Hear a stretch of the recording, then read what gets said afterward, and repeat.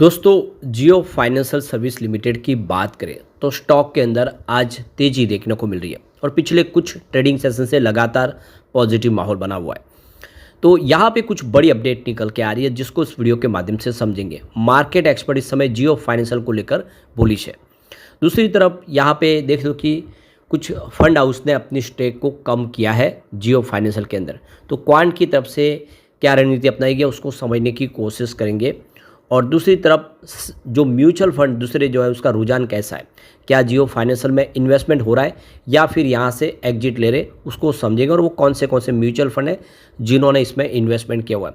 क्योंकि retail investor अगर किसी में निवेश करता है शेयर में तो वो यही देखता है कि कहाँ पे म्यूचुअल फंड का निवेश हो रहा है, बड़े फंड हाउस कर रहे हैं, एफआई कर रहे हैं, उसके हिसाब से ही रणनीति बना है। क्योंकि वो तो म्यूचुअल फंड हो या फिर बड़े फंड हाउस हो, एफआई हो, उनके पास एक मजबूत रिसर्च टीम होती है। कंपनी के बारे में, उसके बैकग्राउंड, उसके टेक्निकल फंडामेंटल सारे जानने के बाद निवेश के बारे में सोचते हैं, इसलिए रिटेल इन्वेस्टर उनको फॉलो करते हैं। तो क्या है रणनीति उसको समझेंगे इस वीडियो के माध्यम से।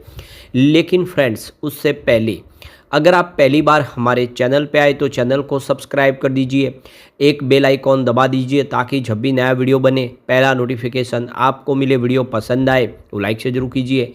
चलो फ्रेंड्स वीडियो स्टार्ट करते हैं। मैं हूँ आपका दोस्त एस बी दवे और हमारे अपने चैनल ऑनलाइन कमाई में आपका बहुत बहुत स्वागत है। तो सबसे पहले जियो फाइनेंशियल सर्विस लिमिटेड के कारोबार की बात करें तो 316.90 यानी लगभग 317 के आसपास समय स्टॉक आपको ट्रेड करता हुआ दिखाई देगा, जहाँ पे 0.33% की तेजी है। इंट्राडे में जो हाई बनी है 317.95 पैसे की, उससे ₹1 नीचे है, लेकिन स्टॉक इस समय बुलिश दिखाई दे रहा है, खरीदारी हो रही है। अब इसकी परफॉर्मेंस देखें तो पिछले एक सप्ताह में यहाँ पे 2.29% की तेजी ऑलरेडी बन चुकी है, जबकि पिछले एक महीने में यहाँ पे 3.51% की गिरावट है। यानी स्टॉक एक गिरावट के दौर से बाहर निकलता हुआ दिखाई दे रहा है। पिछले 3 महीनों में यहाँ पे 10.29% की तेजी बनी है, जबकि पिछले 6 महीनों में देखा तो यहाँ पे 41.13% की ज़बरदस्त तेजी बनी है। यानी स्टॉक काफ़ी निचले लेवल से अब फिर से काफ़ी शानदार रिकवर हुआ 6 महीनों में। लेकिन 9 मंथ के हिसाब से देखा तो 2.09% की गिरावट देखने को मिल रही है। तो यहाँ पे देखिए 3 महीने का जो इसका हाई बना है वो 338 का है और 1 ईयर का हाई इसका 363 के आसपास का है, जबकि 3 ईयर का हाई 394 का है। ये रिलायंस से डी मर्ज होने के बाद इसने एक हाई प्राइस बनाई थी 394, वहाँ से बहुत ज़्यादा गिरावट भी हुई, लेकिन अब स्टॉक फिर रिकवरी की तरफ बढ़ता हुआ दिखाई दे, 300 को पार कर चुका है। यहाँ पे 3 मंथ का जो लो बना वो 282 का है, पिछली बार गिरावट में काफ़ी नीचे गया था। और 1 ईयर का लो इसका 198 का है, यानी 200 से भी नीचे स्टॉक चला गया था और ये इसका ऑल टाइम लो है। अब यहाँ से बेहतर करता हुआ दिखाई दे रहा है। तो पिछले 5-6 ट्रेडिंग सेशन से पॉजिटिव माहौल बना हुआ है। स्टॉक में आप देखें तो पिछले 1 ईयर में अगर आप देखें तो यहाँ पे 9.8% की गिरावट हुई है। तो निफ्टी के अंदर मात्र 0.87% की ही गिरावट है, लेकिन निफ्टी फाइनेंशियल सर्विस में 10.43% की गिरावट थी। तो हम क्लियरली देख सकते हो कि कोई उतनी बड़ी गिरावट नहीं थी, क्योंकि उससे ज़्यादा गिरावट निफ्टी फाइनेंशियल सर्विस में थी। तो उसका असर यहाँ पे देखने को मिला है। स्पेशली स्टॉक कोई ज़्यादा गिरा नहीं है, लेकिन अब यहाँ पे स्टॉक ने फिर एक बेहतर करना शुरू किया है। पिछले एक महीने में सेंसेक्स में 0.55% की तेज़ी बनी है, जबकि जियो फाइनेंशियल में 3.69% की गिरावट हुई है और निफ्टी फाइनेंशियल सर्विस में भी देखें तो 0.43% के आसपास की गिरावट हुई है। अब यहाँ पे जो बड़ी अपडेट निकल के आ रही है, क्वांट म्यूचुअल फंड्स ने यहाँ पे अपनी रणनीति चेंज की है रिलायंस जियो फाइनेंशियल सर्विस में और दूसरे स्टॉक के अंदर। तो कौन से शेयर में उन्होंने निवेश किया है, कौन से में कमी की है, उसको देखें। तो क्वांट म्यूचुअल फंड ने यहाँ पे अपना जो मंथली लेवल पर जो टोटल एयूम है उसमें 3282 करोड़ की कमी की है। इस समय जो टोटल उनका अगस्त महीने में एयूम है वो 93,072 करोड़ के आसपास, जबकि पिछले एक महीने पहले जुलाई में 96,354 करोड़ के आसपास था।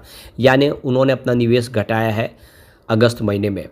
तो किस किस में उन्होंने अपनी स्टेक को इंक्रीज़ किया, तो देखें तो यहाँ पे उन्होंने 18 जो शेयर्स है उसमें अपनी होल्डिंग को बढ़ाया, जिसमें Infosys, Gland Pharma, Anthem bioscience, Reliance Industries, HDFC bank, REC limited, Adani ports and SEZ, GMR airport, Ethos, Afcons infrastructure, LIC housing finance, JSW steel और भारतीय एयरटेल, इनमें अपनी स्टेक को बढ़ाया। लेकिन अगर कहाँ कहाँ स्टेक घटे तो देख उसमें आप देखो कि 30 ऐसे स्टॉक है जिनमें उन्होंने निवेश को घटा दिया। जब सबसे ऊपर आपको जियो फाइनेंशियल सर्विस दिखाई देगा, उसके बाद ओएनजीसी, जना small finance bank, Anupam Rasayan, Indus tower, PFC, Adani power, HPCL, Laxmi dental, Tanla platforms, और डिजिटेड सॉल्यूशन, टाटा कम्युनिकेशन और अजंता फार्मा, इनके अंदर इन्होंने स्टेक को घटा दिया। तो रिलायंस में खरीदारी की है क्वांट ने, लेकिन जियो फाइनेंशियल में बिकवाली कर दी है।